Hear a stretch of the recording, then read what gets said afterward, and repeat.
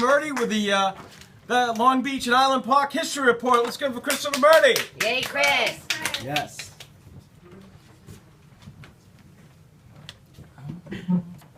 This week I'll continue to discuss the history of Island Park. Less than 1,000 property owners inhabited the island when it was incorporated into a village in 1926. It took time for Island Park to become a year-round community of people, but the cool air formed from the water enabled the island to become a popular recreational area, and this helped some make the decision to live here year-round. Few houses were located on Harbor Island, Arnhem Island, so only the center part was incorporated. Mayor Charles N. Talbot served the village for 12 years. The following is an excerpt from the history section of the Island Park's website. The village continues to develop with some summer bungalows and homes built in the 1920s. Long Beach Road, near the railroad station, developed into a small business area.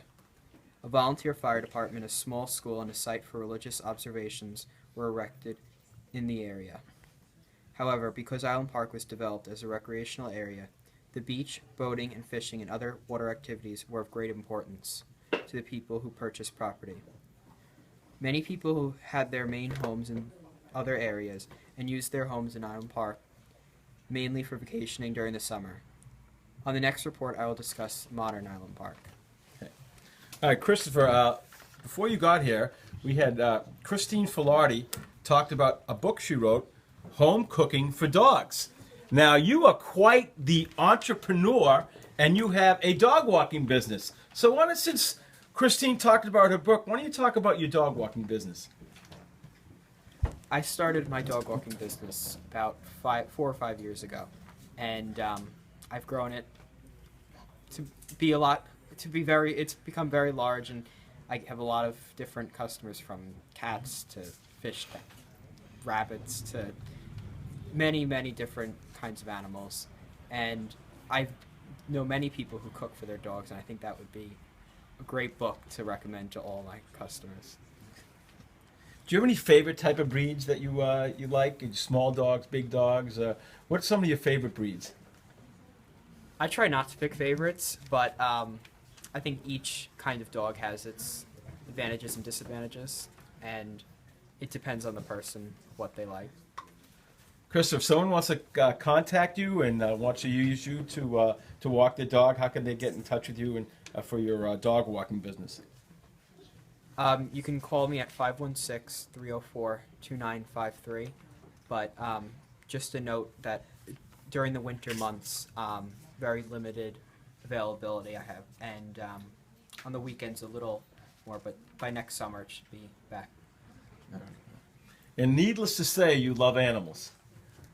Definitely. I've always had a great love of animals, and it's been great because I don't have a dog, and I get to spend a lot of time with dogs, and I really enjoy it. Christine, when you see a young person like Christopher take such an interest in pets and animals, it's got to, I know, warm your heart, because you yourself have 4 dogs, and all rescues. Let's talk about that. Sure. I think it's wonderful, Howard, when I see a young person like this creating a business, doing something he loves. I think it's truly an inspiration, and I think it's great that you can follow your heart. And yes, Howard, I do have 4 rescues. There's a lot of dogs in shelters that need homes, and sometimes I tend to take ones that are difficult to home because I have a lot of patience and I have a lot of time. But if it wasn't for my dog walker, I wouldn't be able to do everything. So kudos to you for helping out us dog owners and cat owners too. And my question for you is, in the future, do you see yourself working with animals? I could definitely see myself working with animals in the future, but definitely. Okay. And just one more quick question. I'm so curious. What gave you this idea to have your own business at such a young age? I think it's fabulous, by the way, and I hope you're saving your money. Yes, I'm definitely saving my money, number one. And when I was younger, all I wanted was to have a dog, but my mom would never let me have one. So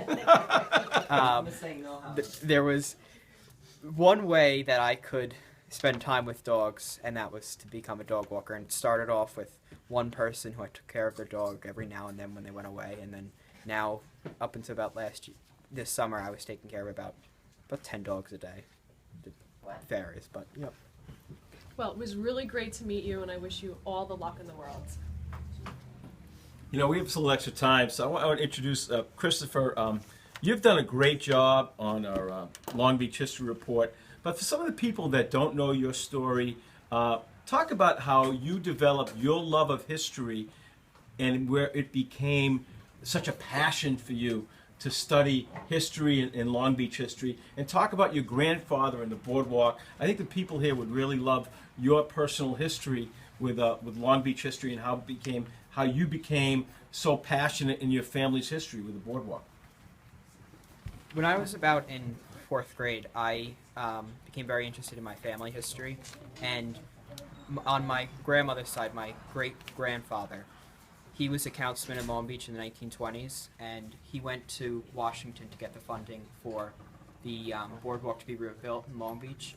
And I always knew this, and we had a lot of information on him, and spoke to my grandmother about him, her father, and I really became interested in it. So a couple years ago, I took a course through Roberta Fiore at the Historical Society, and that really sparked my interest in history. And I once met Howie at the Historical Society when he was doing a radio show there, and that's what ever since.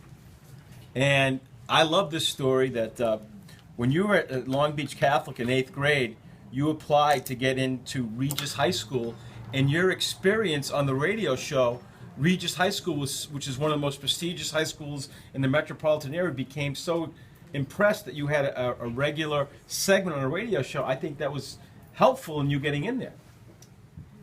Definitely, it was something that really stood me out again, made me stand out against all the other candidates. And I discussed it on my interview, and they were just completely in awe of how this all happened. All right. Ladies and gentlemen, give it up for Christopher Murray. Great job. Yes, Chris.